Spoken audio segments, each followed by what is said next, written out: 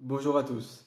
Donc, Bezrat Hashem, on va essayer de temps en temps, en parallèle des d'Ivrei Torah qu'on fait déjà sur la paracha de la semaine et sur Shir HaShirim, on va de temps en temps changer un petit peu de sujet et varier les thèmes en abordant des sujets de Halacha et de Moussar. Donc aujourd'hui, on va parler de Halacha et on va ouvrir le livre qui s'appelle le Torah Lishma, donc qui est un livre qui a été officiellement écrit par le Rav Yecheskel Kahli. Donc vous pourrez chercher. Ce Rav, a priori, n'est connu que pour ce livre-là qu'il a écrit, puisque en vérité, il s'agit d'un nom d'emprunt et que la véritable personne qui a écrit ce livre, c'est le Ben Ishraï.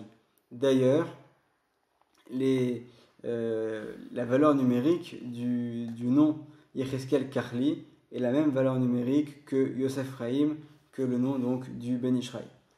Et là, on va aborder la question numéro 31, qui traite d'une habitude qu'on a. Donc, il faut savoir que 2 fois par jour, tous les matins dans la prière de Shacharit et tous les après-midi dans la prière de Mincha, on a l'habitude de lire le psaume de Ashrei Yoshve Vetecha Od Yaelucha Sela. Et lorsque on arrive au pasuk Poteach et Yadecha Umasbia Lecholcha Iratzon, donc on s'adresse à Dieu en disant Poteach et Yadecha, ouvre tes mains, Umasbia Lecholcha Iratzon, et tu vas rassasier toutes les créatures selon leurs besoins, selon leurs désirs. Alors on a l'habitude de ouvrir les mains comme ça vers le ciel. Et la question qui est posée ici est de savoir quelle est l'origine de cette coutume. Est-ce que tout simplement on imite des gens qui étaient peut-être des gens simples, qui n'avaient pas trop de connaissances et qui ont commencé à faire ça, et finalement c'est une coutume qui s'est répandue mais sans vrai fondement, ou est-ce que véritablement il y a un intérêt à ouvrir les mains lorsqu'on lit ce verset et à les lever vers le ciel. Et donc ça c'était la question, et on va tout de suite parler de expliquer la réponse, la lire et la traduire. Donc tshuva, réponse. En le'arer acha minagan shel Israël bechol dvarim aniskarim b'she'ela. Donc il n'y a pas lieu de dédaigner les coutumes du Ham Israël, du peuple d'Israël, pour les choses qui ont été évoquées dans la question. Ya'an ki kol po'al dimioni ana'asa le matin ou kede le chazek adavar le mala. Donc là le Ben Ishraï nous enseigne un principe très très important. Il dit chaque chose que l'on fait dans ce monde-ci a une influence dans les mondes supérieurs. Donc d'un point de vue de la tfila, on le sait bien évidemment que c'est pas tout simplement qu'on lit la prière tous les jours, c'est pas pour rien que les sages de la Grande Assemblée ont composé la prière par Ruach HaKodesh, par inspiration divine, mais en fait dans tous les mots de la prière, dans chaque mot qu'on dit, on va influer dans les mondes supérieurs. Et là le Ben Ishraï nous révèle également autre chose, c'est que c'est pas seulement au niveau de la prière, donc du parler, mais c'est également au niveau de nos actes, que les actes qu'on va faire vont avoir une influence sur les mondes supérieurs. En fait, c'est un petit peu comme un système de mécanique où en fait, en bas, on actionne une mécanique qui, de fil en aiguille, jusqu'en haut, va actionner des choses bien plus importantes là-haut. C'est-à-dire que nous faisons nos petites actions, entre guillemets, mais de certaine manière, par nos actions qui paraissent simples, qui paraissent anodines, on va en fait actionner des choses extraordinaires dans les mondes supérieurs qui sont spirituels.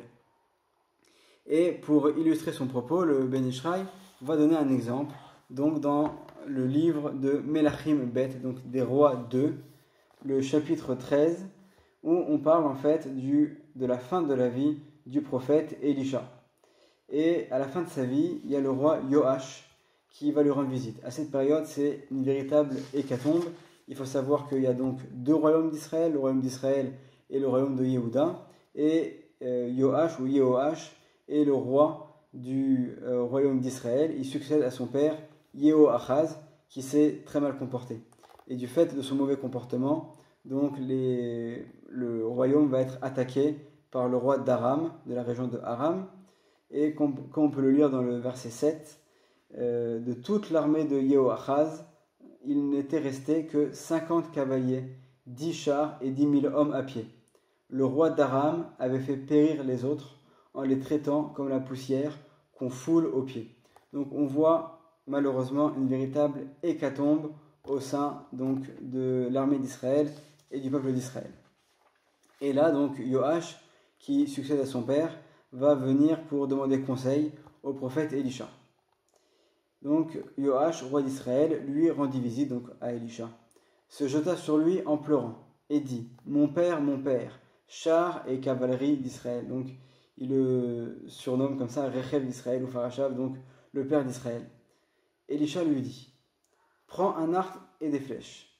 Il se prit un arc et des flèches. Puis il dit encore au roi d'Israël: place ta main sur l'arc. Il plaça sa main. Élisha posa ensuite ses mains sur celles du roi. Et il lui dit: ouvre la fenêtre du côté de l'Orient. Le Rashi nous explique qu'en fait, du côté de l'Orient, c'est l'Est. Donc c'est là où se trouvait, dans cette direction-là, que se trouvait le royaume d'Aram, qui persécutait le Ham Israël. Donc il lui dit: ouvre la fenêtre du côté de l'Orient. Il l'ouvrit. Élisha lui dit: tire. Et il tira. C'est une flèche libératrice de la part d'Hachem, dit le prophète.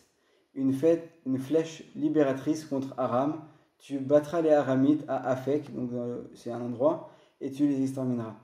Et lorsqu'il y a écrit c'est une flèche libératrice, Rashi nous dit: Élisha a annoncé: cette flèche sera signe de délivrance pour Israël. Donc le fait que le roi d'Israël va à ce moment-là tirer une flèche en direction de la région dans laquelle vivent les ennemis d'Israël, en soi, ça va être déjà un début de libération.